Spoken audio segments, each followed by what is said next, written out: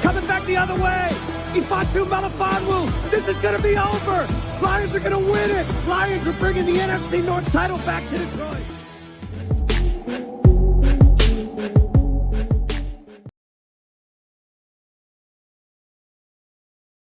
All right. Hey, good morning, everybody. Welcome to the... Oh, let's get this going here. Sorry about that.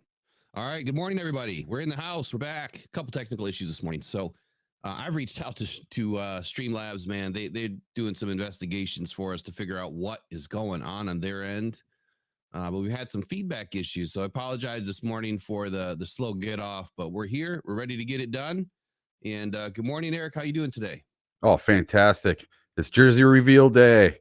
It is Jersey Thursday. It's what it's going to be known as, Jersey Thursday. So if anyone is on the other channel and you happen to see them over there, just send them over here so we can make sure that they get all the content here this morning. I should have everybody in the chat, but just to make sure, I did put a message over there just to make sure everyone's here today. So as far as Jersey Reveal Thursday goes, we will be live tonight for the Jersey Reveal. I think it's set up. If it's not, I'll get it set up today. Planning to do the Wednesday night podcast tonight and then talk about the jerseys at the same time. So are you going to the party at Ford Field that they're doing today? I don't think I'm going to, man. I've been kind of exhausted. I don't really want to. Man, I wish I was today. I really I wish I lived closer than 6.5 hours from Ford Field. Right. Yeah, I'd it's be nothing going like all catching day. a flight just to look at some jerseys. Yeah. Yeah. I would do it though. I'm crazy enough. I will tell you this though. I am reaching out to a friend of mine at Dick's today and trying to figure out if they already have the jerseys and if they're going to be out today for sale. Because if they are, I'm going to have him hold back about 6 of them so I can get If my it's hands on anything like when we won the NFC North, when you went to Meyer, they could not sell them or put them out until the game was over. Right. They had so them. I would assume, yeah. Yeah. But they just couldn't sell them. Yep, I would too. So looks like we got a new person in the house this morning, all the way from Kuwait, David Gutska. So good morning. Welcome everybody else into the chat. Got Wayne Rogers. Man, I can't speak today. Mike P's in the house. Is that still you? The Decker Pecker, as always. Who else? Lions fan 76. Derek W. Casey, mile marker 301. So we've got some good people in this morning. Loyalty crew as usual. So let's jump into some regular news, I guess, to get us rolling. We'll start off with Tracy Walker. So yesterday there was a little bit of a cryptic tweet or Instagram, whatever it was, by Tracy Walker saying that, and I'm back, as he was in DTW yesterday, Detroit Metro Airport. Nobody really knows why. Is he back to meet with the Lions? Is he just kind of making his way through? Got business things going on in Michigan? Not really sure. Haven't seen anything else yet. So what are your thoughts on this? What did you take away from this, Eric? what I took away, he's back in Detroit for some reason, whether he's just flying through or whether he's here to come talk to Brad. I don't know. I couldn't tell you.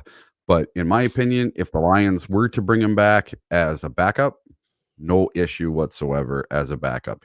I just don't believe that he deserves starter money. He just, with his injury and everything that he had pre-injury, he was getting it done. After the injury, not so much. So maybe he comes back on a 1-year prove it deal, real cheap.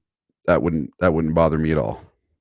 So in the beginning of the season, I was putting out a lot of things on Twitter about the guys that were supposed to be cut, potentially come back. But we knew that Tracy Walker was going to be let go, and he was. Obviously, the Lions were on the hook for quite a bit of money this year to him. And by cutting him, I think they saved close to $5 million in cap space. So bringing him back, look, the Lions are short of safety. They need a safety.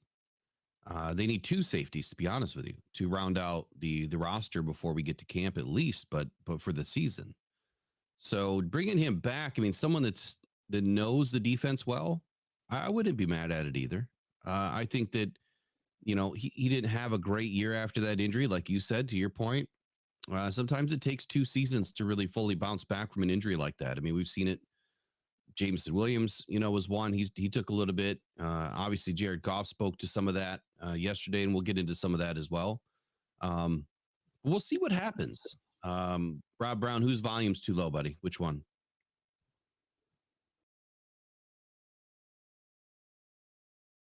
Just let us know who's a little low, then we'll try to get it fixed. Might be me. You definitely do sound a little low. I bumped it up a little bit. Okay. I'll make sure I talk close to the mic too.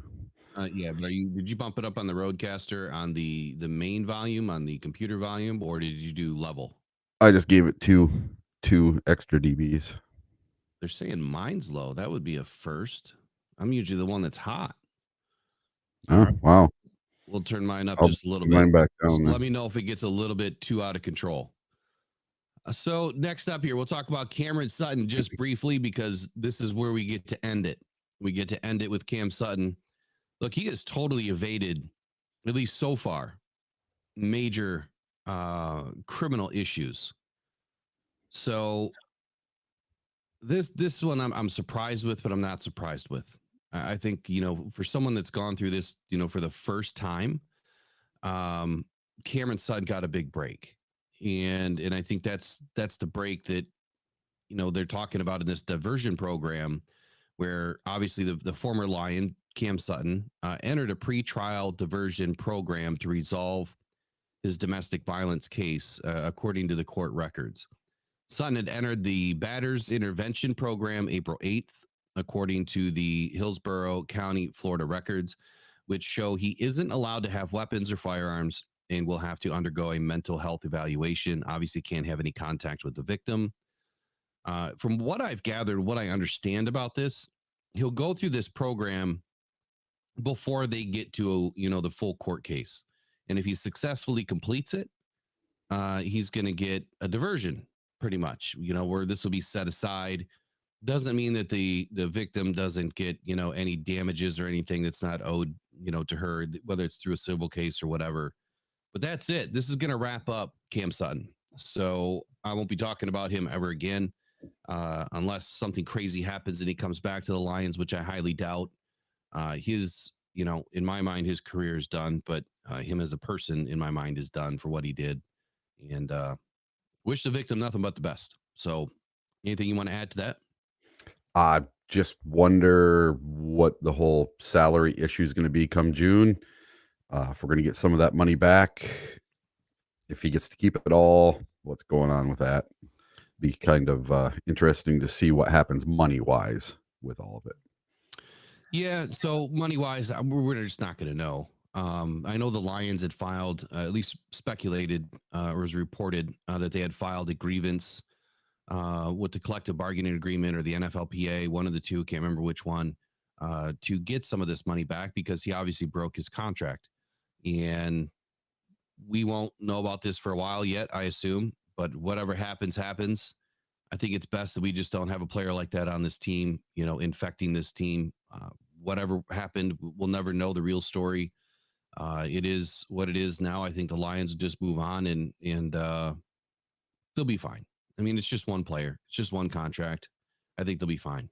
So shout out to Mike P with the $9.99 donation. Mike, I don't see a message there, but I appreciate you, man. I know you'd said that you were trying to donate through coffee or something yesterday, but I'll definitely throw this in the entries for you for the jersey giveaway, which is next week, Wednesday. So if you guys don't know, we're doing a pre-draft party. It's going to be 3-4 hour long stream. We're going to be talking about the draft. I'll be giving my final picks on who the Lions are drafting. And if you don't know, last year I hit on the first five guys that we selected. I had them in my article. I just spoke about them live when the draft was on, and we hit. So can we do it again? I don't know. But according to Dane Brugler, I'm way off. So that'll be the next topic this morning. Dane Brugler gives the Lions a massive trade back to start Thursday night. We spoke about this a little bit last night. What was your initial reaction to hearing the Lions trading back without giving up too much goodies on who with or what's going on here? What's your initial reaction on the Lions trading back? Mine, absolute disappointment. I don't know. For some reason, I don't see us trading back. I know Brad's only ever traded up 3 times, but I say we either stay at 29 or we trade up. I think this guy's wrong. So people are still saying that they can't hear me. Give me 1 second. All right. Here. Okay. Let me check this. Check this on YouTube real quick. Yep.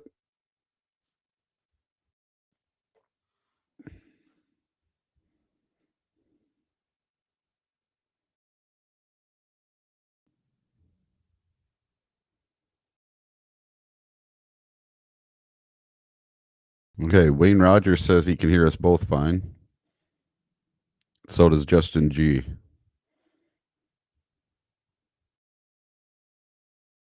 That's strange because usually Will's nice and loud. Yeah, so I can hear it. It definitely doesn't sound the same though. So something might have changed. I'll fix it later today. I'll turn it up just a little bit. What I don't want to get is distorted.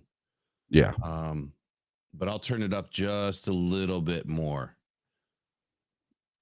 So the good news is, we got Eric's volume dialed in. So, he's the one that's usually low. And I'm not distorted today. We did a whole show where I was completely distorted. It sounded horrible. So yeah, when I hear Eric, I hear him low for some reason. When I listen back to it, I don't hear it the same. But yeah. All right, so let me get into Dane Brugler. Obviously, for you, go ahead and repeat what you were saying, Eric. Yeah.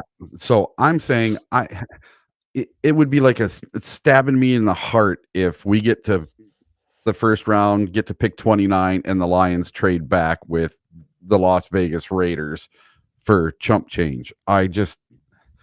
It would have to be a king's ransom. Otherwise, why move back? Get a next year's first or second or something and a second this year. Just something absolutely incredible for us to move back. Otherwise, it's really not worth it for us to move back. You're going to have 65,000 people in Ford Field, 260,000 people downtown, and not make a pick on draft day. I know that doesn't go into Brad's way of thinking, but all us Lions fans, oh my God, it just wouldn't be that much fun. It would make the whole day that much less fun if we don't have at least one pick. And I truly believe Brad Holmes has traded up 3 times in 3 years. I think this is number 4. I think he's going to trade up this year, not trade back in the first round. So I just adjusted the mic. It's probably way hot now. We'll see what you guys think about it. So here's my initial reaction. Obviously, you guys know my position on this. Brad Holmes does not care what we think. He does not. I mean, he cares about the fans, but he does not care when it comes to business what we think and how we're going to react. I think for the fans that are, in town on Thursday and maybe they can only make day one, yeah, they'd be highly disappointed. They would probably vent their frustrations out there, in social media world. But wow, they're still saying it's really low. You guys might want to turn your phone up, maybe. I don't know. I Hey, dropped out even less. Will, you are very low in my headphones now. Whatever you did, it I turned made the things DB go gain up. I turned it like another 10 decibels up. really strange. That's really odd. Yeah, I mean, I'm hot right now. Like I'm way above the green line, way above unity. Oh, you're coming up a little bit. Yeah, I keep turning it up a little bit. We'll keep going. There, now you're in the headphones. Now I can hear you. All right. So anyway, I'll start over. So you guys know my position on this, that Brad Holmes does not care what we think. He does not care, if we make a pick on Thursday and you guys are standing out there in the rain and the cold, if it is rainy and cold, and we don't get a pick in. What he cares about is what happens to this team after the draft. And are we going to get better as a team? Are we going to select some playmakers and really make this team, take the next leap, which is a Super Bowl? And what Dane Brugler put out, if this did happen, I have to tell you, man, I would be totally PO'd at this. So a move that Dane Brugler predicts. And if you guys don't know who Dane Brugler is, Athletic, get your subscription to The Athletic. I promise you it's worth the $2 a month. When I launch memberships, we'll be including some Athletic, stuff. So I'll pay for all the memberships if you guys want to get your information there. But it's a move that the Lions that gives the Lions 2 day 2 picks in addition to the one that we already have. Trading with Las Vegas, and we add pick 44 and pick 77 in place of pick 29. Now, on the surface, just thinking of that, so you get out of the first round and you slide down, 15, 16, 17 spots, whatever it is, before you pick your first player. You can forget Chop Robinson. You can forget Darius Robinson. You might even be able to forget Mark, Nealand. Probably Braden Fisk is gone. Edrin Cooper might be gone. I saw someone mentioned Edrin Cooper. Just about everyone you can think of that Lions fans are clamoring for right now. Brendan Rice could be gone. There's I think a lot of people would be really upset because a lot of the big time players, in my opinion, would not be there. So the outcome, though, what is the outcome? So we would have pick 44, 61, 73, and 77, 2 of which we already own. Personally, I see more of a trade up here. So I'm in agreement with you, Eric. I believe that if LA wants to trade and their whole goal is they want to take Michael Penix, that's what Brugler is saying, that the trade would be for Michael Penix.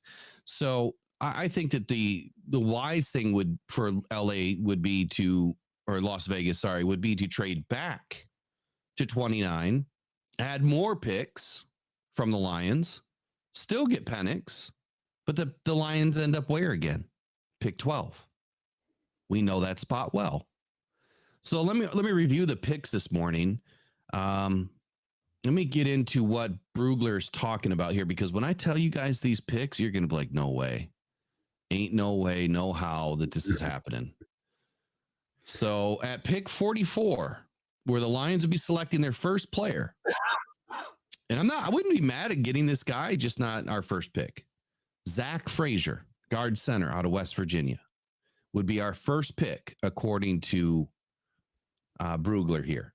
And at pick 61, our second pick, somehow Braden Fisk slides all the way down to pick 61. I don't think that there's a chance that happens. Now, I understand he's got a little bit of short arms, but everything else that he did at the combine and everything else he did at Florida State was incredible. So I do not see that happening.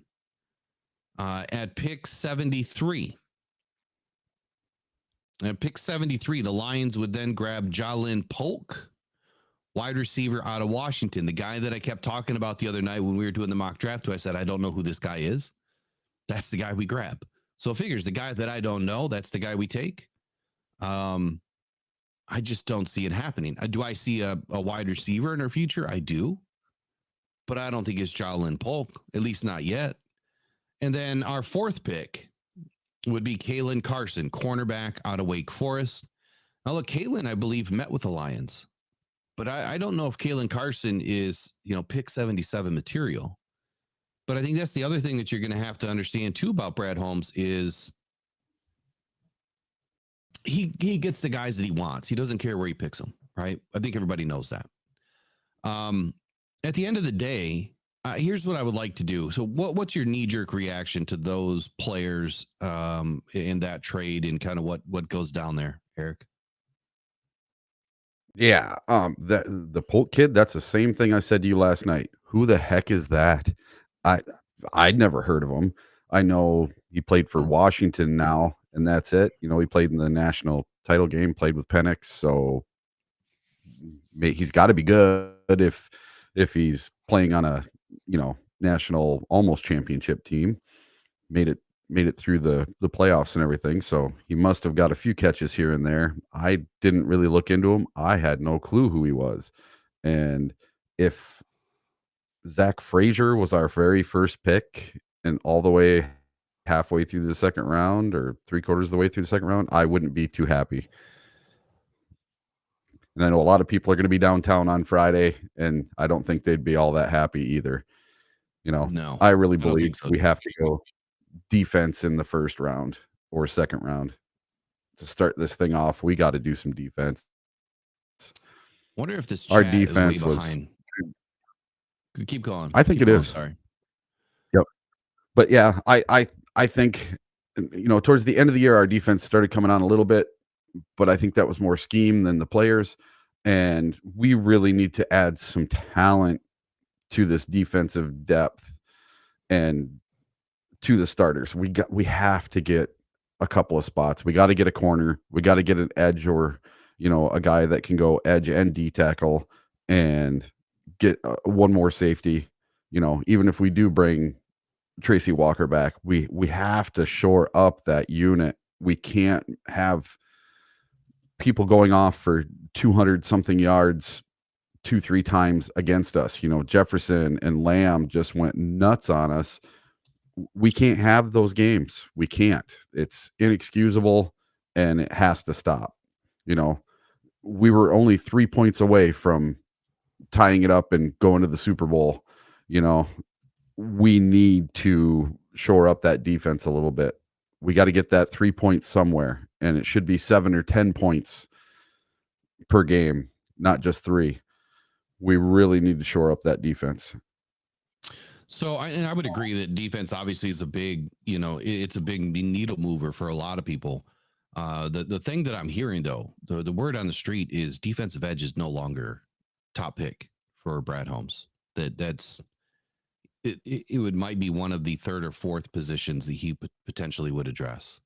And the way that everyone is now slotting players to the Lions, that I guess I'm not surprised. They brought James Houston back.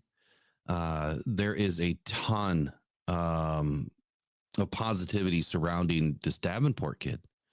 And that Brad Holmes may have, once again, found a diamond in the rough, someone that had, a down season, and that he has the potential to really break out with the Lions. So if that's the case, here's like what I said. I said, number one, the Lions are going to move up. That's just what I feel right now, today, until next Wednesday. Remember, everything could change from now to Wednesday. Right now, I feel the Lions would be more inclined to move up and stay put as opposed to move back. Now, it depends on who's there. So now let's go back and open this up a little bit. So if the Lions were to move up to 12, and why would they want to move up to 12? So if this scenario was even a possibility that the Lions could move up to 12, let's see who's there. So Talis Fuaga would be available at 12. Terrian Arnold would be available at 12. Olu Vashano would be available at 12. Quinton Mitchell, Troy Fontenot, Brian Thomas Jr., Byron Murphy, Jared Verse, Graham Barton, Layatu Latu, Amarius Mims, Cooper DeJean, Tyler Guyton, Jackson Powers Johnson.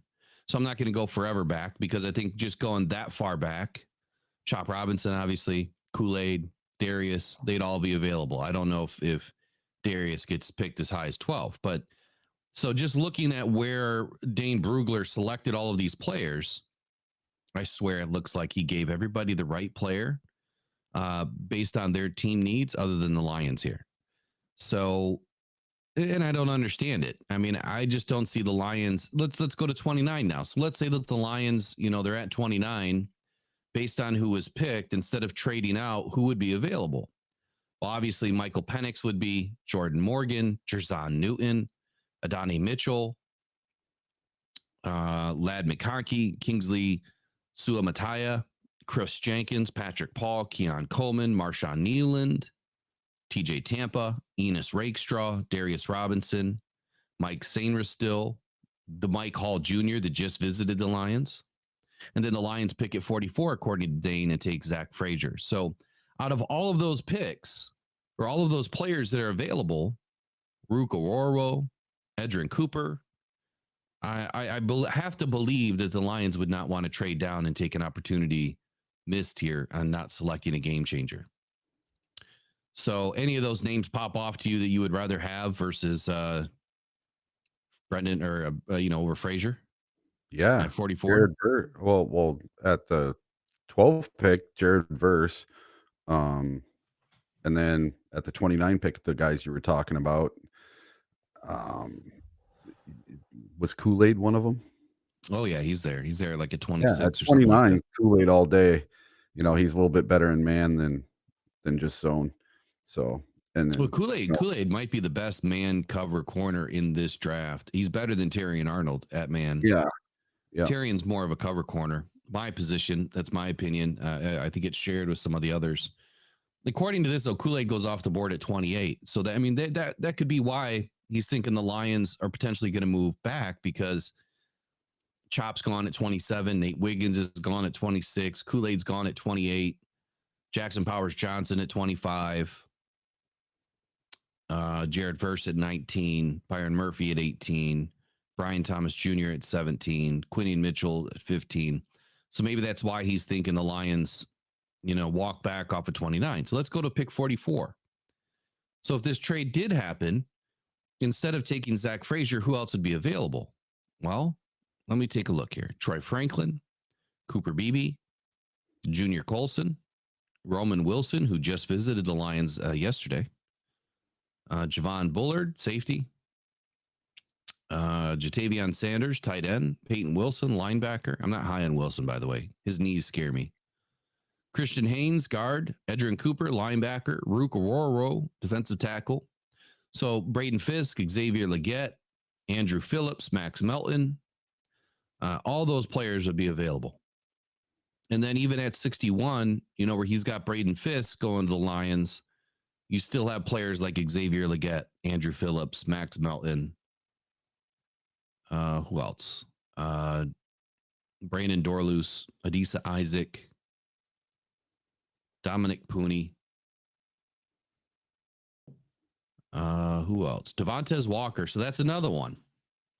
At pick 77, he has the Lions taking Kalen Carson, cornerback, over what could be Devontae Walker, who I would have to believe is pretty high on the Lions list. He was a pre-draft visit. And we do know one thing's, for certain, that the pre-draft guys that come in, at least one of those guys is going to get picked. And I'll segue into that. So I'll get off of Dane Brugler's back here for a minute. Anything you want to wrap up here about Dane Brugler and these picks and, the potential to move back off 29 and really not get enough in return? Here's what I would rather see. If they did do this, I guess I wouldn't be so mad at the picks as I would be like, there has to be something more. Like, to move all the way back to 44, I think the Lions would have to get a future, 4th round pick out of this, maybe next year, to stack on and utilize to be able to move back up. So I would have rather seen Dane Brugler say, okay, Lions to move off 29. They'll get these extra picks, and then they're going to move back up to like 35, 34. That I could see happening. And maybe you'll see that next week, Wednesday, when I do my pick review. So anything you want to add to this? If they did end up picking at 44 like that and Cooper Beebe was available, heck yeah, all day. That's where I want to see them take their lineman of the future for the O-line. Second, third round, not with their first pick. So I wouldn't be disappointed with that at all. And I don't know if the Lions have talked to Cooper Beebe or had him in for a top 30 visit. I didn't get to the chance to look at all the top 30 visits or anything. So no, he hasn't been a top 30.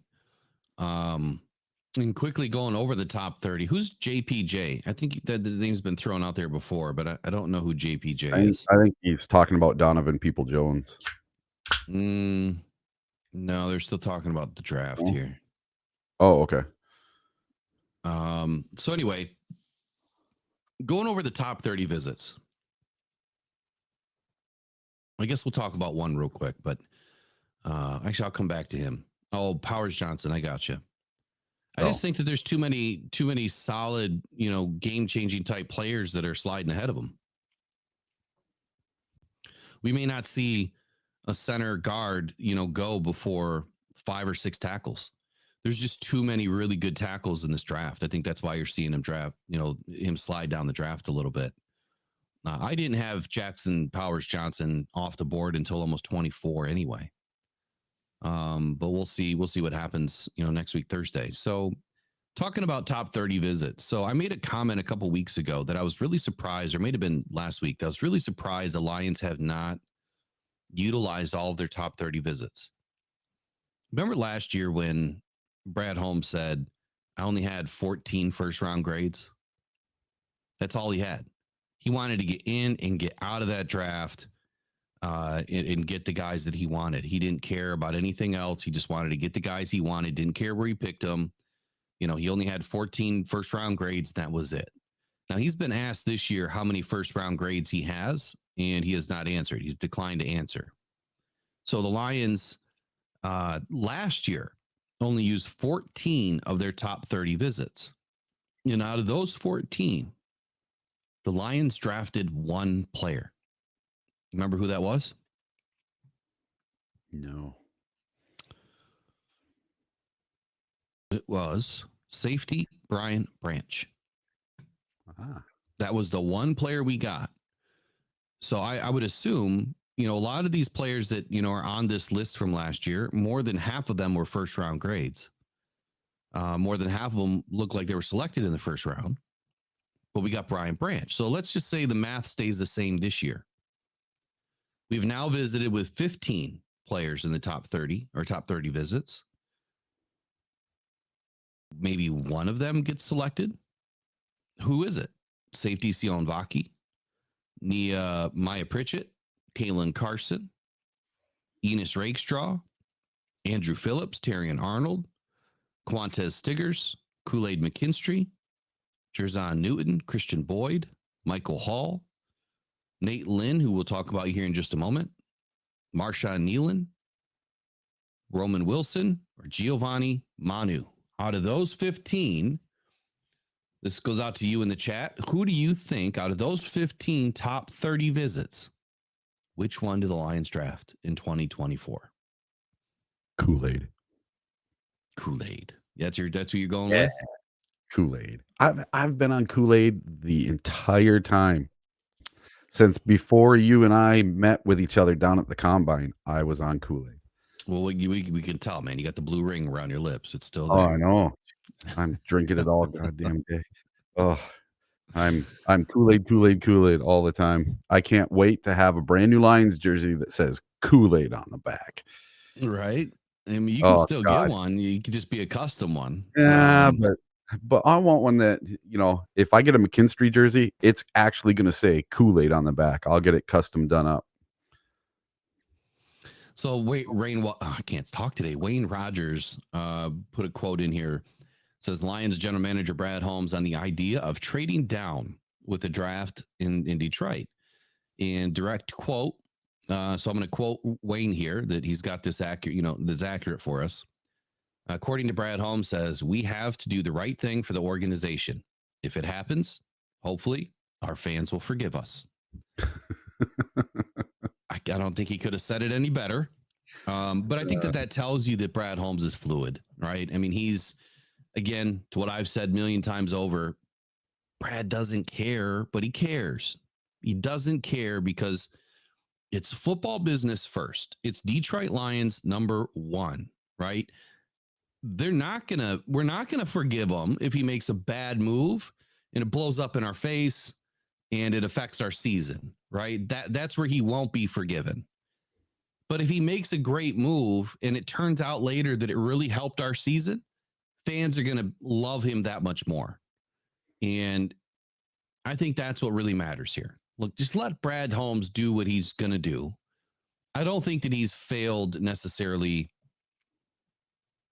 on a grand scheme of things. I don't think he's failed at all with any of his drafts. Yeah, our second round was kind of a mess up until this last season. Where both the guys that we grabbed in the second round were phenomenal, but let him do what he does. He's proven to us that he can be trusted. I think that if there's too good of a deal there for 29 and someone's offering enough, I think any GM would make the move. Yeah, especially at 29. It's not like you're picking in the top 15 right now. If you're picking in the top 15, you probably consider, thinking about it 2 or 3 times before you do something. But getting up in that top 15, top 17, I really think that's where the Lions need to be. Anything you want to add to that? If he's going to trade out and go back, he's got to get a king's ransom. Otherwise, it's just not worth it. It's got to be setting us up for either future years or something amazing, a second, third, and fourth round pick, something like that. Just has to be a king's ransom or a player. So maybe there's a player from Denver or something that somebody wants to throw in that might be a game changer. So other than that, I wouldn't do it. I just stick where we are. So there's a comment in here, I think by Derek, that says, Derek W says, and I'm not following this. So he says, none of them in not high. What? None of them I'm not high on. Kool-Aid, he's really handsy. So I tend to look at, a lot of those things too, whether they're real handsy in college, because you're going to get a lot of dirty laundry at the next level.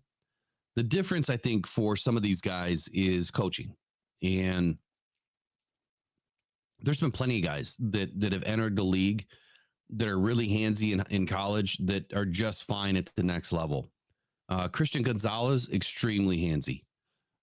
Devon Witherspoon might have been one of the cleanest hands in your pocket kind of DBs that I've seen in a long time. That's why he was taken last year so early.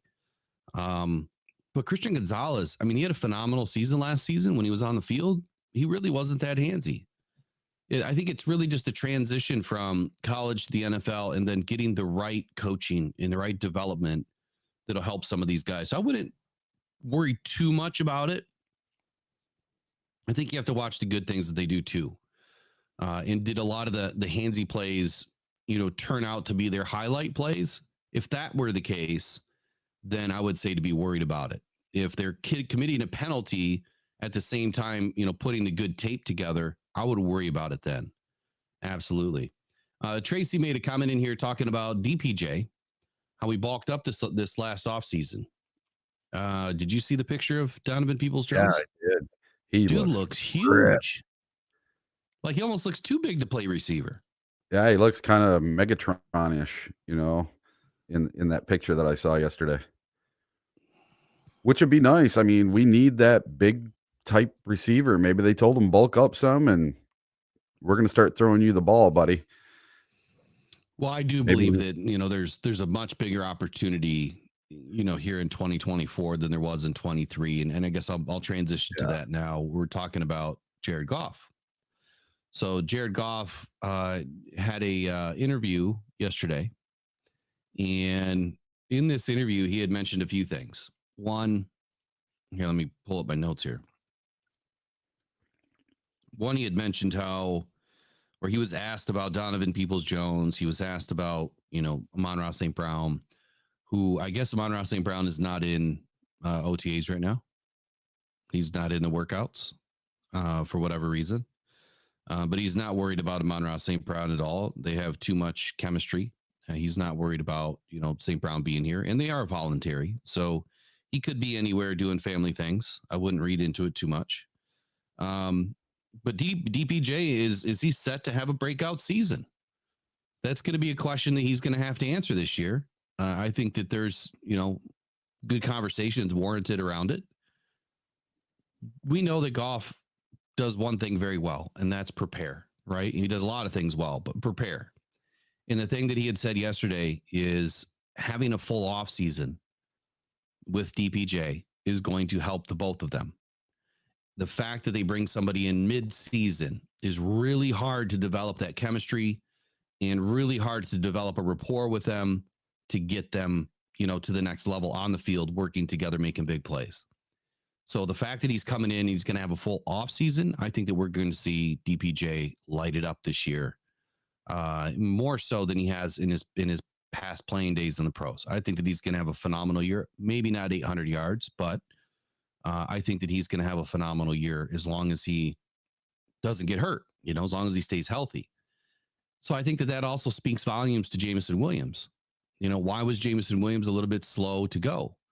And that's because he never really had a full offseason with Jared Goff. First year, he was injured. Second year, he got suspended, missed the rest of the preseason.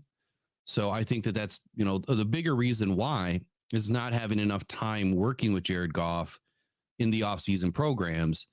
But Jared did say that, they've all been working in Southern Florida together, too. And they went out and threw the other day legally. He had to emphasize legally that they were, out there throwing at Allen Park, and everybody looked good. Jamo looked good. Jamo looked like he's been working on his craft.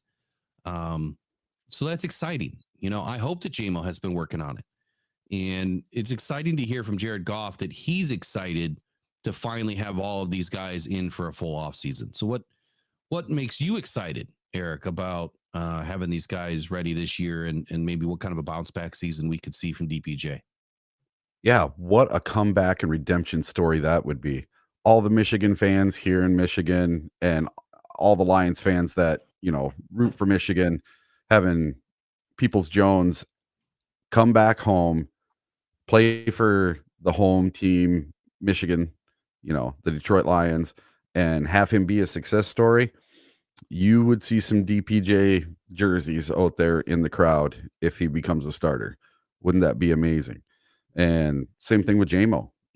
If he can keep going with that route tree like he did at the end of the year and just keep adding to it, how dangerous would he be on more than just one comeback route and a bunch of fly routes where he's flying down the field? How dangerous could that kid be doing slants and the entire route tree? Oh my God. Then Jared Goff wouldn't need 2.7 or 2.9 seconds to get the ball out.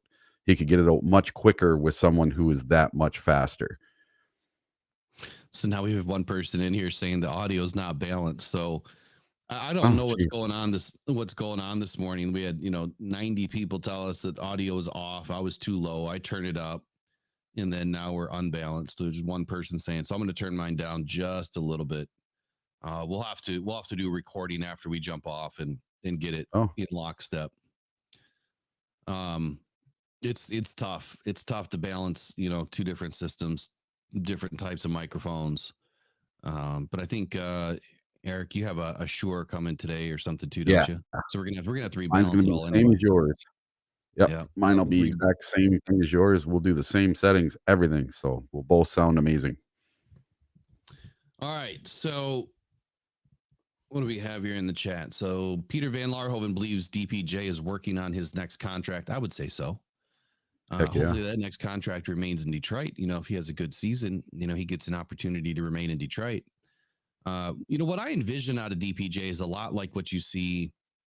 I mean, he's not like an Amon-Ra St. Brown, right? I mean, he can work over the middle, right? He can work out of the slot, but he's someone that can, work on the boundary and be that X receiver. Somebody that has exceptional ball skills, 50-50 ball fighter. He's a go up and get it kind of guy. Utilizes his body well to box out people, box out the DBs to go up and get the ball. He's really good at positioning his body, in a way where he wins the battle. And that's what I love about DPJ and what he can bring to this team, that we haven't seen in a while. We haven't seen anyone really work the outside of this team. I don't know how I'm actually really low compared to Eric. I don't get it. I'm usually the hot one. So Yeah, turn yourself down just a tad. We'll fix it tomorrow or today, later on today. So anyway, I was talking about DPJ there. I think it's imperative to, give this guy a chance this season and allow Goff and him to actually work, on their craft this offseason and get that continuity together. I think that we're going to see some special things out of both of them. I think the Goff and DPJ connection is going to be on fire this year. Regardless if we grab a receiver or not, I still believe that there's room for other players to step up. Jameson has to step up. DPJ has to step up. Antoine Green has to step up. I know some people are not as high on Antoine Green, but you also have to remember, he was one of the better guys to do it in college ball. Yeah, he slipped quite a ways in the draft, but we've seen 6th, 7th, 4th, 5th round guys, Amon-Ra St. Brown, do it and do it at a high level. Do not discount Antoine Green. The guy has speed, he has length, he's versatile. I believe he can do a lot for us, this season. When he plays fast, he plays fast. And that's the one thing that Randall L was speaking to last year, is that he just needs to continue to play fast.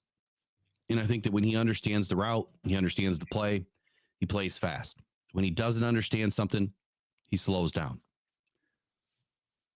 What school did he go to? North Carolina. Okay. So it's probably more of a transition for him than anything, getting up to the speed of the NFL. Yeah, so he was Drake May's number 1, number 2 when Drake May, from last season. So I have full confidence that he can do it. So the Lions did bring in one more top 30 visit yesterday. I believe it was over Zoom. I think it was a Zoom meeting. Nate Lynn out of William and Mary. So anything you want to talk about with Nate Lynn, I'll let you start it off there, Eric. Yeah, so I had never heard of the guy until you mentioned him yesterday, and I went on and looked this kid up. Man, his stats were amazing. He plays at William and Mary, so a smaller school, and he did this interview about the draft process. Like you were saying, it was like a little Zoom type meeting and kind of informal, but the kid comes from an academic family. All of his family members went to college. He's very well spoken. He talks like a football player. He looks like a football player. And from listening to his interview, I can't see how Dan Campbell and Brad Holmes don't fall in love with this kid, for maybe 6th, 7th round, or maybe an undrafted kid, but he has what it takes. And I tried to look up some of his highlights, and the only thing I could find was like a 1-minute little clip of highlights. And what I noticed, the kid can tackle, and he's not doing it with his shoulder. He's not rolling over to make a tackle. He's actually using his arms, wrapping people up and taking them to the ground the way you're supposed to do it. He's not leading with his helmet, and he's not just trying to grab somebody with just his hands. He's wrapping them up, taking them down, and the kid can get after it, and he can play inside and outside on the defensive line.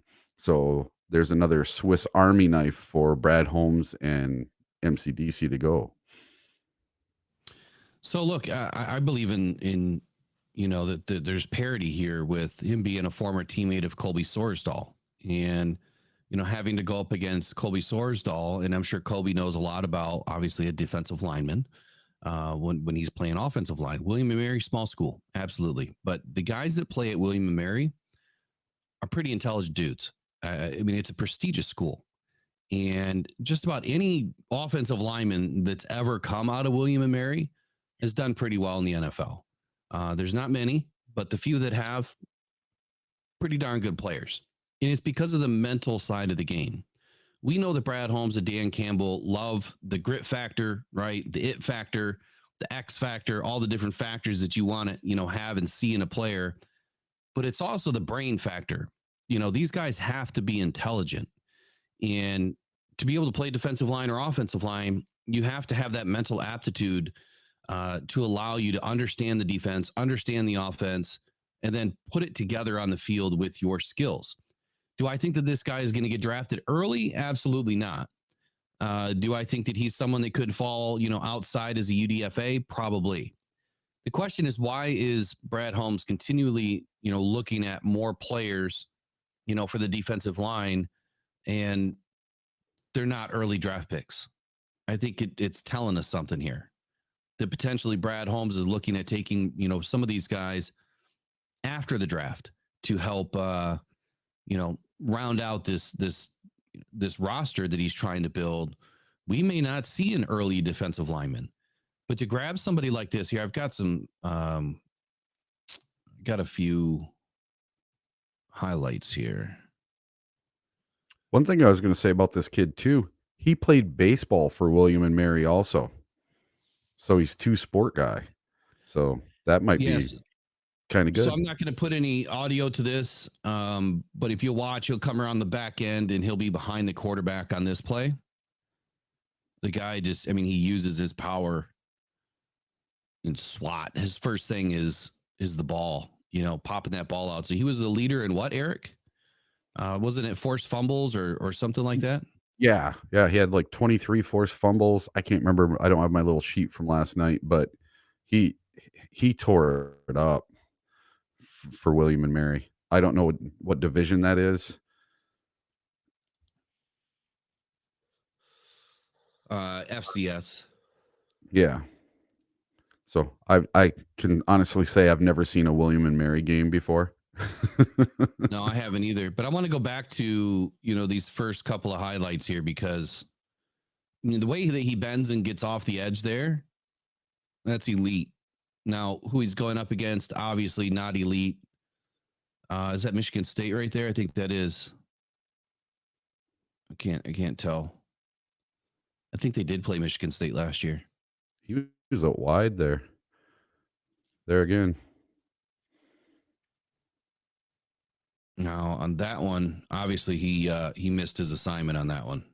Yeah, he tried to close down the gap, but it didn't work out totally. So there's a couple highlights for the guy. Am I excited, to get players like this at the end of a round or end of the draft or UDFA? Absolutely.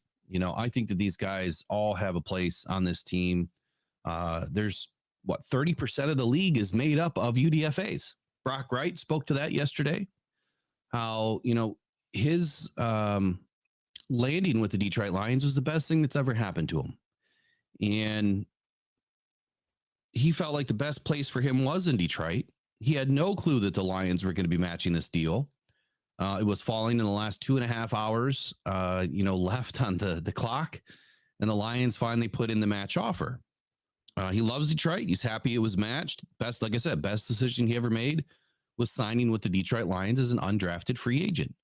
So don't be shy away from UDFAs. Don't shy away from guys in the 7th round, because some of these guys turn out to be pretty solid. Now, is Brock Wright someone that's going to go out and get you 1,000 yards a year and 12 TDs? No, but he has a place on this team and it works. Am I excited that they spent a lot of money on him? No, but again, there's a place on this team for him. And that's what Dan Campbell and Brad Holmes want to stick to is keeping the guys that are good for this team on the team, the guys that help move the needle in any way that they can to make sure that this team is successful. They want those guys around. We just lost Eric. So I think that speaks to the issues that we're having. And this is just another one that Streamlabs is going to have to look at. It just doesn't make any sense. And now I've got an echo. A little bit. Yep. Lovely. Yeah.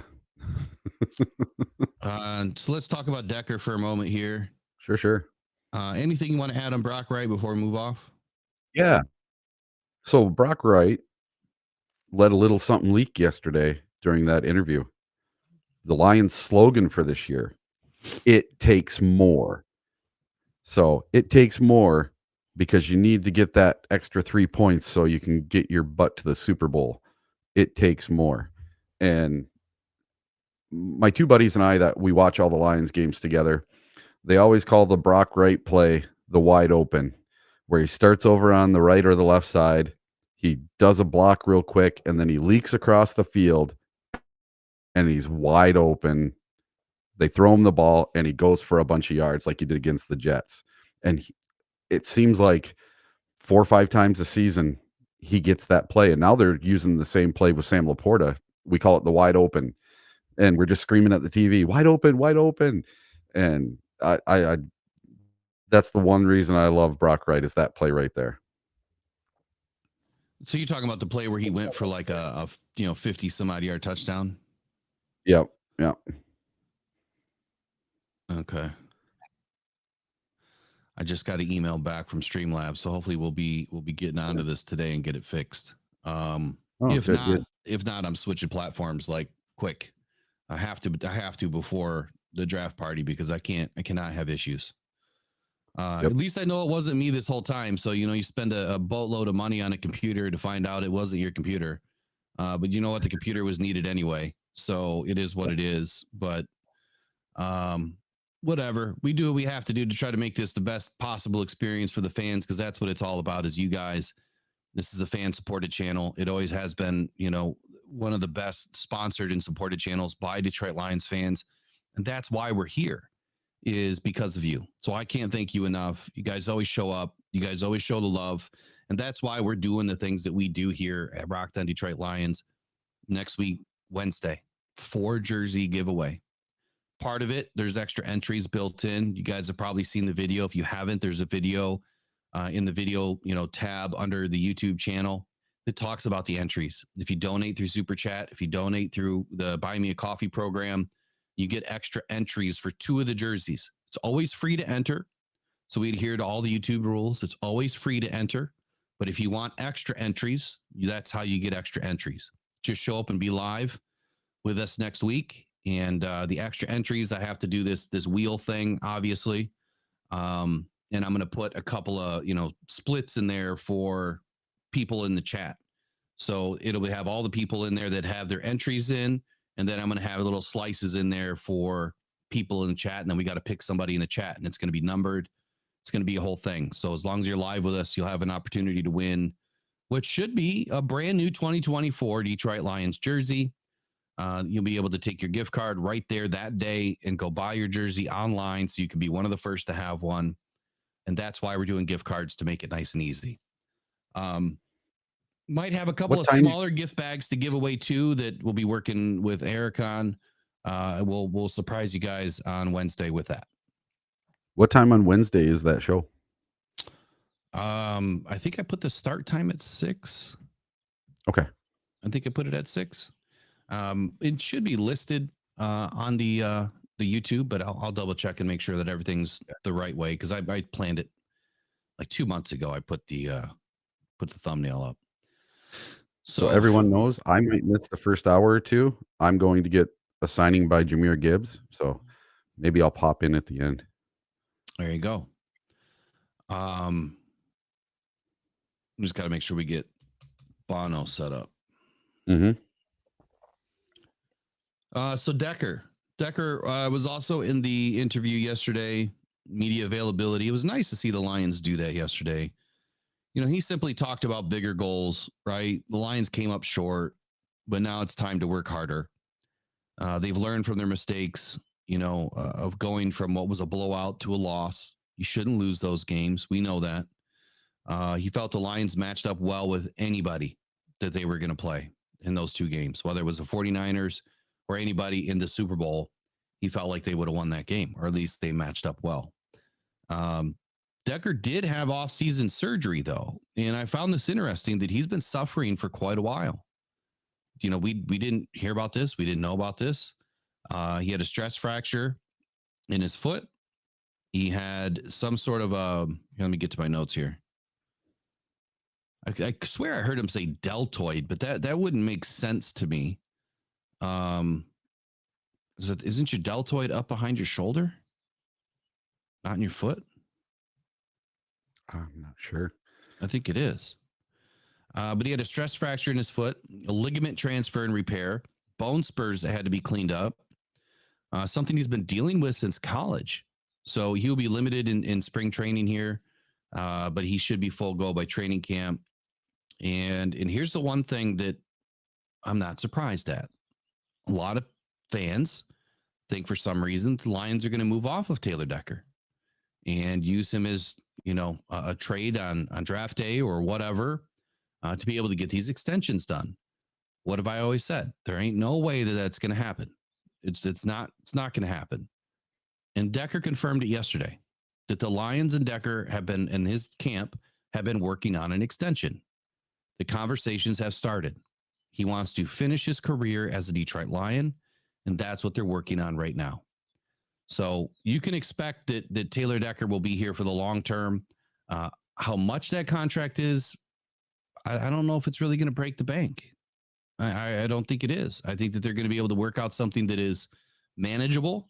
But just like I spoke to the other day, it may only make sense to extend Taylor Decker to free up some cap space in 2024. You don't have to get rid of the guy to free up cap space. You just do an extension, put a couple of years on it, put a couple of void years on it, some more signing bonus money, and you'll be able to free up, $5 to $10 million pretty easily in cap space. So what do you got to say on Taylor Decker and the impending, conversation here that they're having about an extension? Yeah. So Decker already had his big contract after his rookie contract. He was one of, if not the highest paid left tackle for a while in the league. It changes all the time. You're only the highest paid for a week and then someone else is.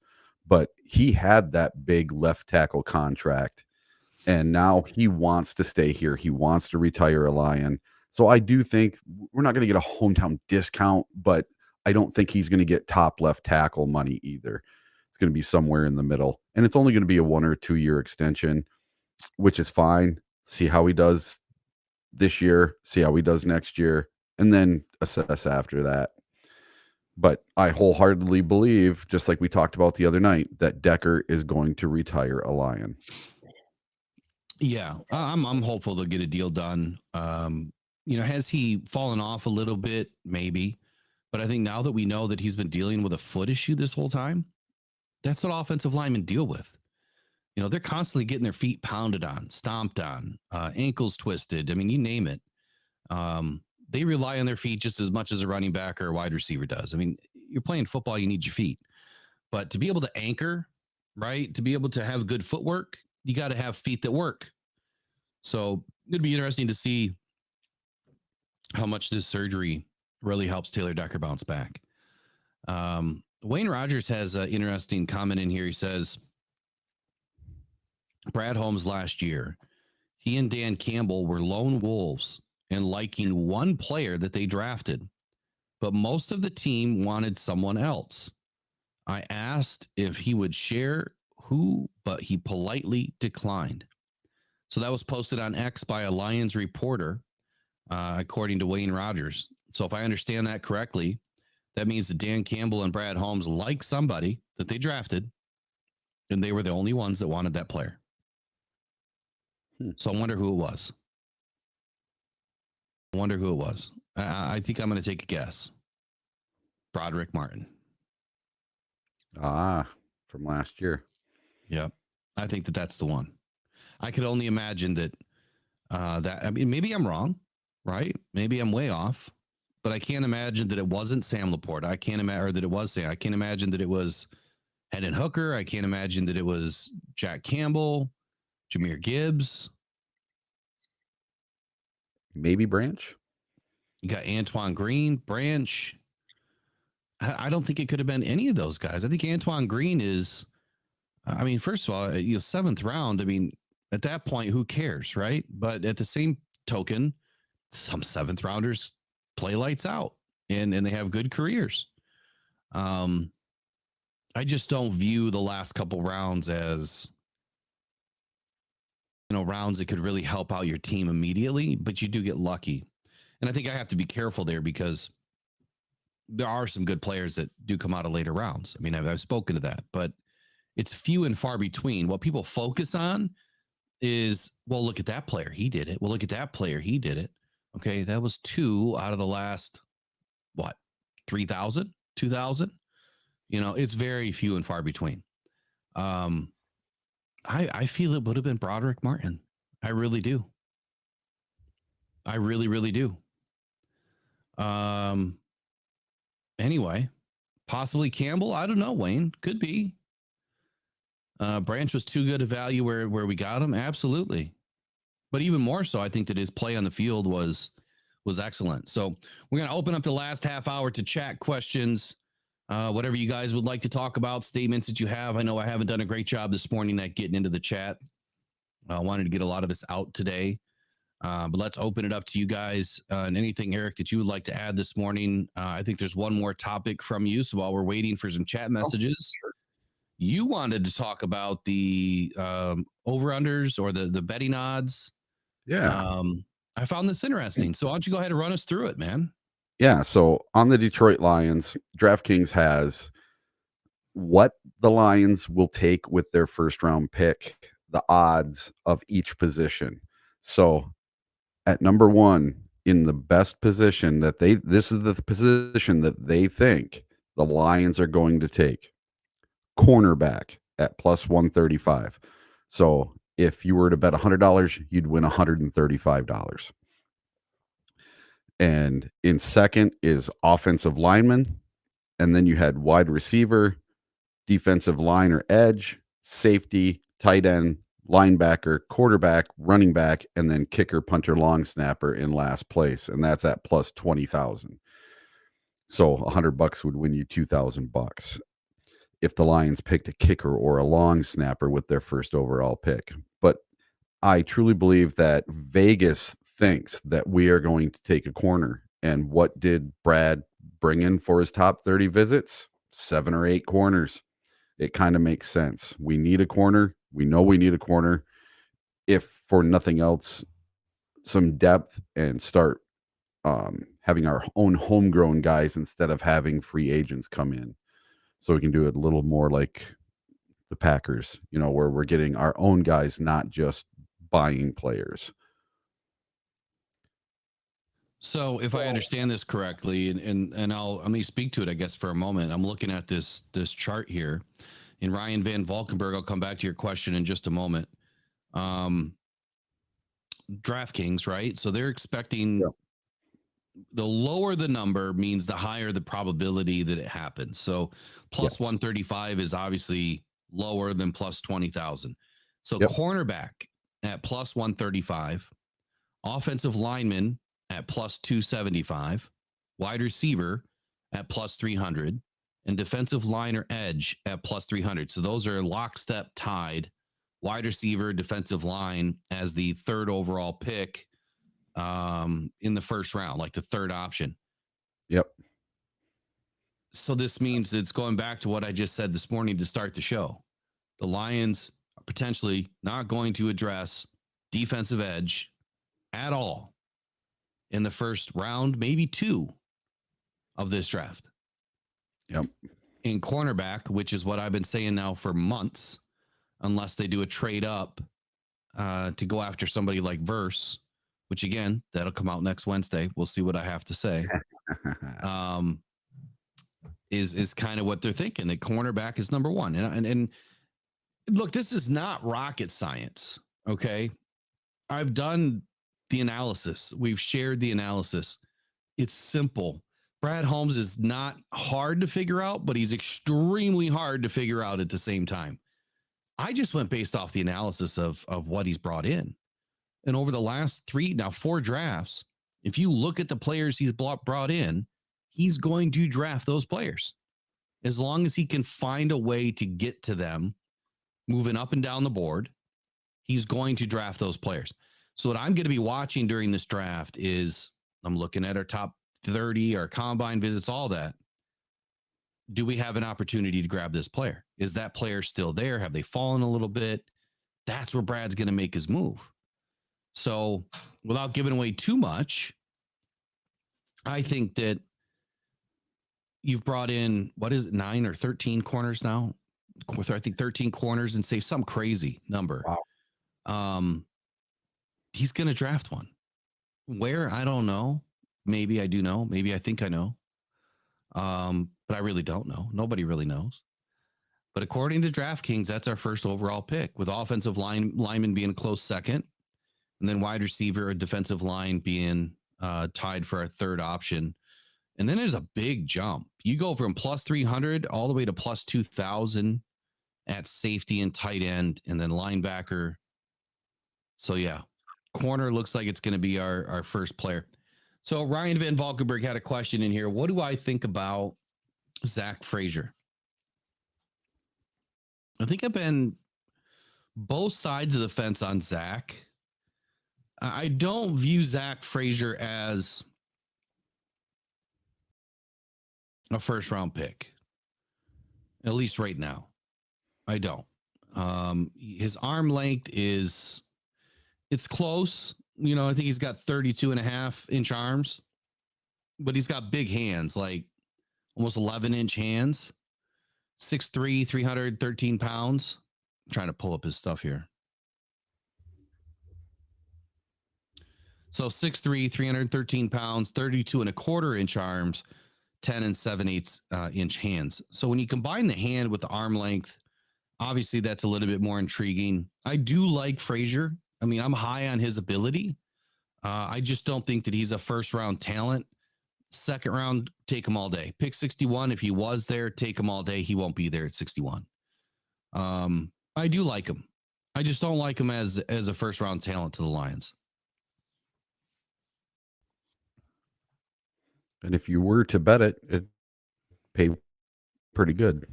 $100 to get you 300. Well, the plus 275. Oh, it's plus 300 on mine. Oh no, plus 275. So you're right. Okay. Yeah, you're right. You're right. So yeah, 100 gets you $275. That's crazy. I don't know how all that betting stuff works. So what was the next next question I saw in here? What would Z Digital? What would we need to give up to get Terrion Arnold? So according to Zane Brugler, Terrion Arnold is off the board right around 15. And if that's the case, we did this the other day. I thought that the Lions needed to be somewhere between 12 and 17 to be able to get the guys that they want, or at least the guys that I want. And the guys that are probably pretty high on their list. I mean, Terrion Arnold, you brought him in for a top 30. He must be high on your list. You're going to have to get him somewhere between 12 and 17. Call it 15. You're going to do a pick swap, 29 for, let's say, 15, and potentially 2025 second round pick should get you there. If I did the draft calculator, here, I'll bring it up.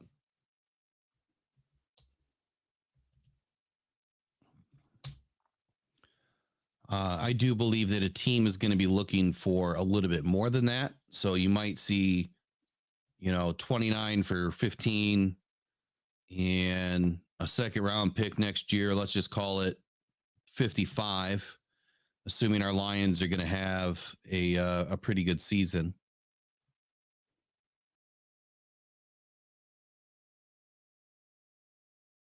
Give me 1 second. I'll throw it up on the screen here.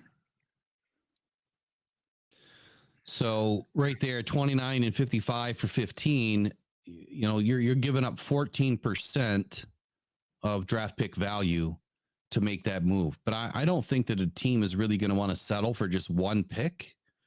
I think that they'd probably want, a fourth or a fifth round consideration in there, for going to next year. If the Lions didn't want to give up picks for this year, I think that if they go to next year, I think it's going to require 2 picks.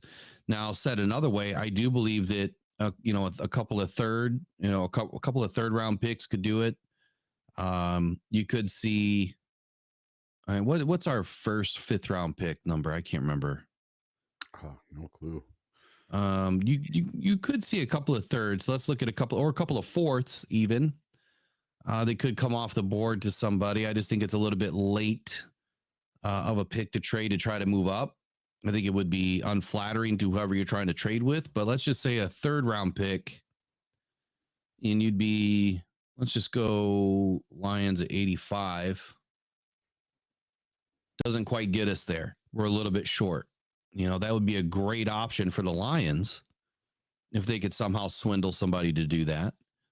And then if we, throw in a 4th round pick next year, so a 3rd and a 4th next year, you're almost dead even. And I just don't think that that's enough to move the needle. And I don't see the Lions trading up, 3-4 picks. So let's just say they did a 2025 3rd and a 2026 3rd. That's maybe a little bit more enticing to a team that wants an extra 3rd round pick for the next 2 seasons. But then again, you're going out 2 years. So I think more is going to have to be on the table. You might have to give up, a 5th or 6th round pick in 2024 to make that happen. Since you're not giving up anything this year that really helps that team, moving off their 1st round pick. So what are the teams that I would expect to do that? Well, you'll find out tonight. So tonight, one of the topics is going to be trade partners and what are the Lions' best opportunities to move up? Where do I feel like the best opportunities are to move up? What teams are they, and trade back? So we're going to be looking at trade partners tonight. And of course, we're going to be doing the reveal, which I think I planned on starting at 6 or 6:30 tonight. We'll do normal podcast stuff that we were going to do last night, tonight. And then we'll do the reveal live, assuming we find it live. It should be live with the jersey reveal. And then everyone's going to scramble to go get their jerseys online. I know I will be. So that's a good question, Eric. What's the first jersey you're going to buy this year? The new color. Me? Yeah. All of them. not kidding. Oh God. You should see my closet. I have so many jerseys. Like this one I have on right now is a fantasy jersey I bought from a company that has this is totally different than a normal Lions jersey. It's more of the metallic blue, like the helmet behind me over here. Mm-hmm. And it's got the 90 patch on it. It's got a patch that is kind of like, I don't know if you can see it. It's got the shape of Michigan with a lion in it.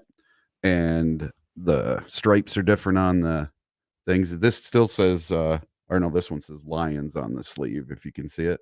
Mm-hmm. And then it's got the WCF for William Clay Ford over here.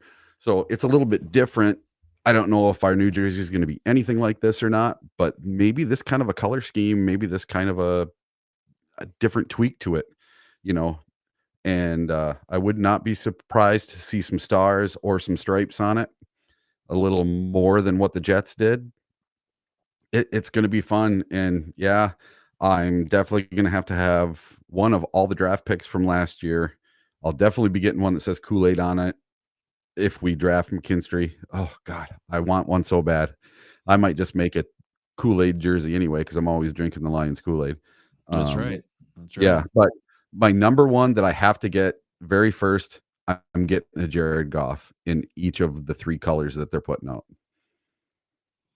So yeah, I think that Jared Goff's one of the better jerseys out there.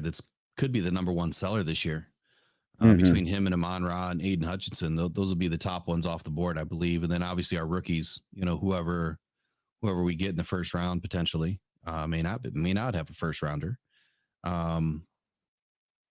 Lions Roar, to answer your question, I believe Derek's just been working.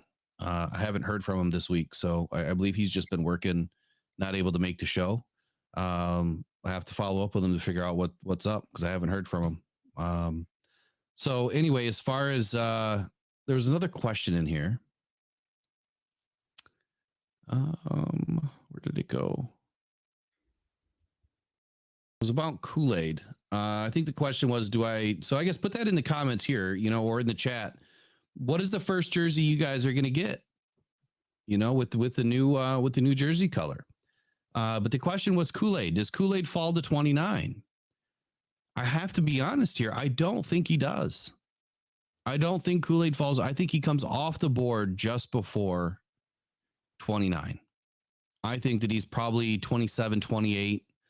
And it could be a potential trade for someone that really wants to get him.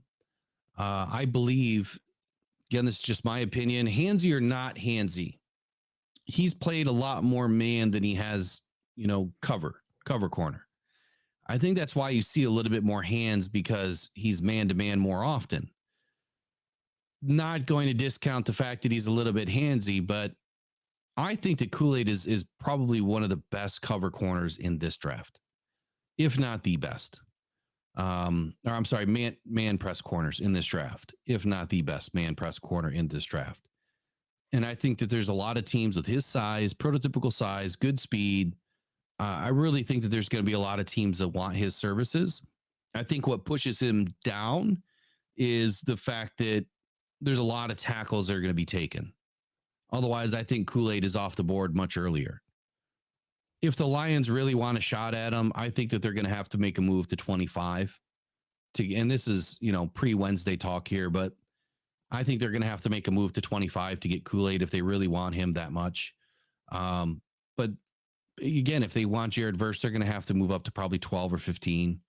If they want, any of these top 15 players that we deem the Lions need as fits and as needs, they're going to have to get in the top 15. I don't think there's any doubt about it. If we don't take a tackle with the first pick, there's probably only 15 players in this draft that I think that the Lions would really want as their first overall. We'll talk more about that on Wednesday next week. Anything else on your mind? The last thing I wanted to touch on today, which I think deserves just a brief moment of some quietness here, is Albany, NFL draft hopeful, AJ Simon, died unexpectedly at 25 years old. So former Albany defensive lineman AJ Simon, who was hoping to be selected in next week's draft, just died, like I said, unexpectedly at 25 years old. Cause of death not immediately known. The Albany football program put out a statement that said that they were deeply saddened to learn of the passing of the former student athlete, Amatral AJ Simon, this morning, which would have been yesterday. And AJ was a tremendous young man, an even better teammate throughout his time at University of Albany. He was a role model, both on and off the field, serving as a pillar to this program over the last 2 years. You guys know how I do on this channel. I like to keep it real, whether it's, Team Lucas stuff, things that are bigger than football. This is part of football. It's obviously part of the lead up to the draft, where a young soul leaves this earth too soon. We don't know why. We don't know all of the, medical reasons surrounding it. But I think it's something that deserves just a few moments of silence here. And we'll give it to him now.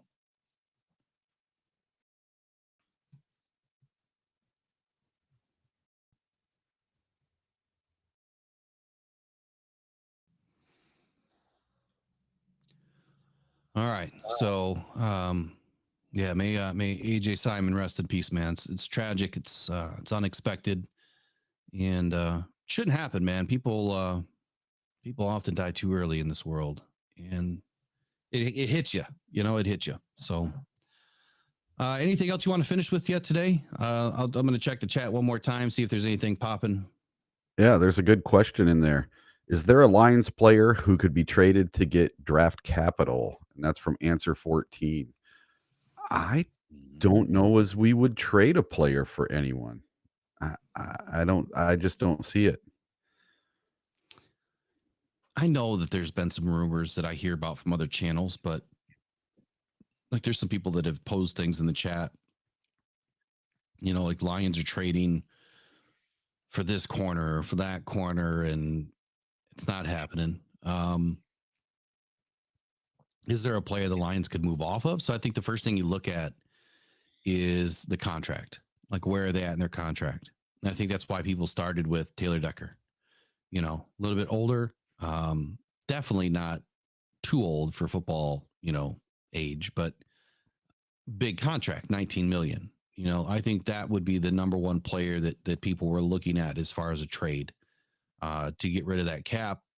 But as we've spoke about today, that should be an extension. Keeping that offensive line together. I mean, that's the reason why Graham Glasgow came to this team. This is the offensive line that, you know, he's played with. Is there anybody else on the offensive side of the ball? You guys have heard me say this before. And I'm not saying that this is going to happen. But if Brad Holmes is truly about the team and setting up this team for the future, Jared Goff would be the number one player to trade, because his value is probably 2 firsts and a third, just like Matt Stafford got. And Matt Stafford got that before doing anything really in the playoffs. I mean, didn't have a good playoff career. Did win a ton of games. I mean, he won some games, but it's not like Jared Goff has done in his first, 7 seasons. If Brad Holmes really wanted to set up this team again with 2 first-round picks and probably an extra third or fourth, Jared Goff would be the number one guy to trade. I don't want to see it happen. I mean, we've heard from Jared Goff that a deal is supposed to be getting done and they're still working on it. The extension should happen. But I think that we have to look at it objectively too, right? Like, is this just smokescreen season that everyone is behind? You know, they're behind this wall of, we're not going to tell you, too much, but we're going to tell you just enough to get you thinking. I would hate to see Goff traded. I would hate to see it. But other than that, I don't see anybody. I mean, who else would you really want to trade? You know, Nobody. Yeah. I don't. Anzalone. I mean, he's another one. I saw one little article about us trading Khalif Raymond away, but I don't see that. I don't see him as a fit on basically any other team right now. Yeah, Braylon, we're talking of hypotheticals here, just hypotheticals, bud. Yeah. So I think, Anzalone is another one where his stock has risen.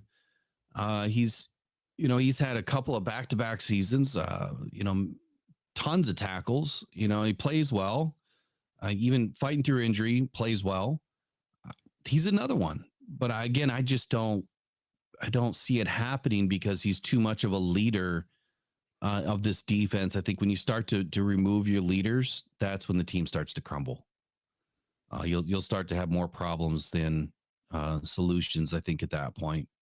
I don't know. What do you guys think? I mean, who would be?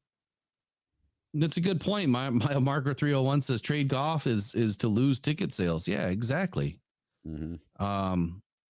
But then again, I mean, if you have to sometimes separate yourself as a fan to do this, to podcast and talk about the real information, the real stories, to have real conversation. You have to separate yourself, remove the fan, and business deals only are not fun because they hurt, especially for any general manager that loves his players, loves his team. It hurts.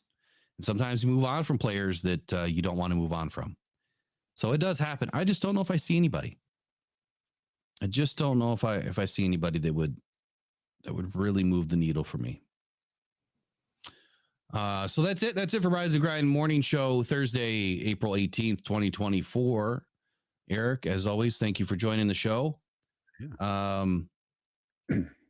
Tonight, I think we start at 6. Just look for the update on the YouTube channel. Just plan on 6 for right now. It could be pushed to 6:30, but I think I want to be live for an hour or so before the jersey reveal happens. But we'll play it on 6 o'clock tonight, and we'll get to it. We're going to talk about opportunities for trade tonight. Which way do the Lions go? Who makes the most sense? We've got a few other nuggets to talk about tonight, and we'll have some fun with it. So, Eric, what do you want to say to send people off on this Thursday?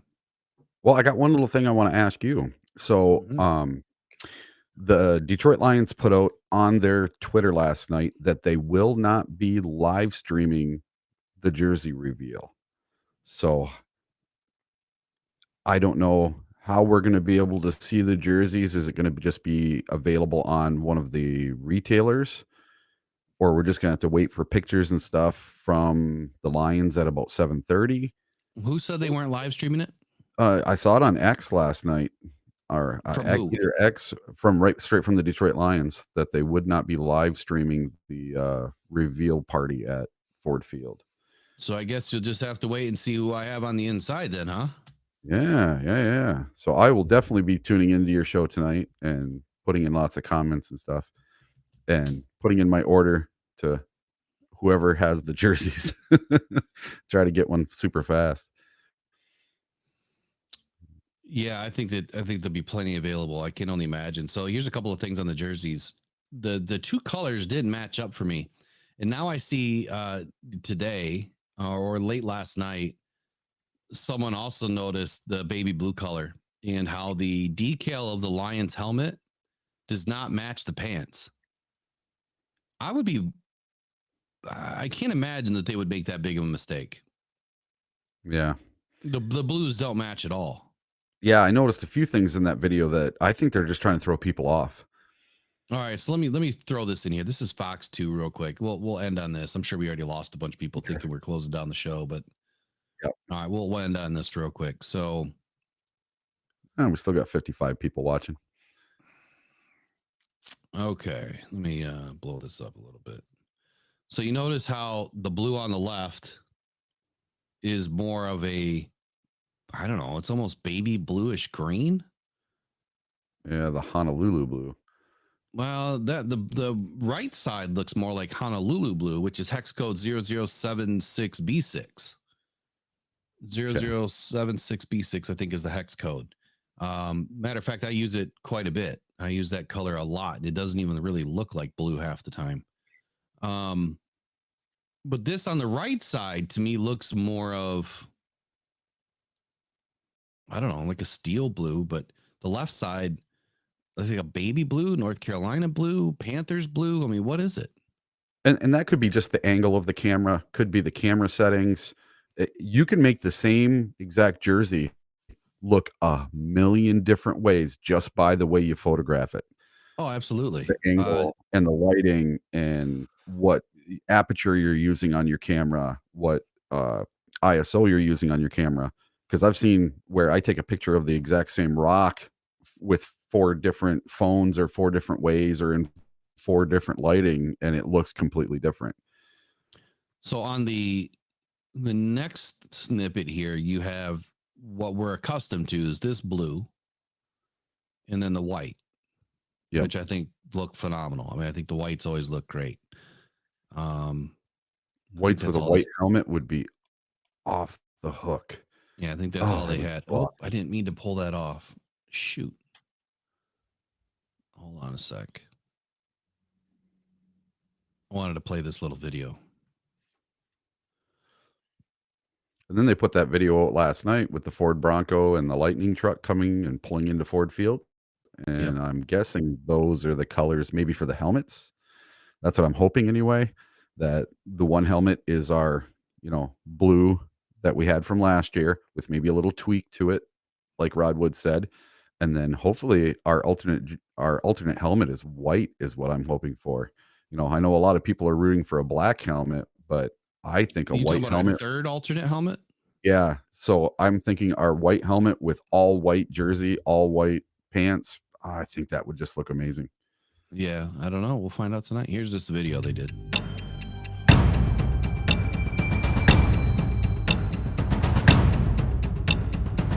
They're making a mistake there. If they have that dark blue with that, what I consider like a tealish color on the helmet, I think they're making a big mistake there if that's there like that. Unless it's part of the all silver gray, outfit, then it wouldn't matter because the blue would be wouldn't be seen anywhere else in the jersey combination.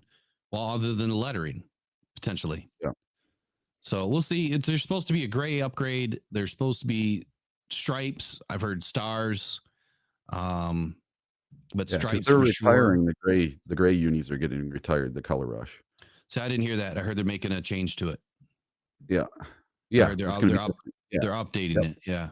Mm-hmm. So yeah, black, white, blue, and gray all on the docket tonight. Which 3 are we going to have? Or are we going to have 4? I don't think we're allowed to have 4. So, well, I think 4 is our throwback jersey. Yeah. So the throwback jersey could be the grays. I mean, couldn't it be? I'm not sure, because you can have 1 throwback jersey. So then you got your total of 4 combinations. And 3 helmets. I think that we're going to have this dark charcoal black, just like the hat. I think it's going to look just like this color right there. That dark gray. Yeah, I really like dark that charcoal. one. Yeah. All right, so now we'll end it. Appreciate for the, we're just having conversation together now. But all right, you guys are great. We'll see you guys tonight around 6 o'clock. Take care. Bye-bye.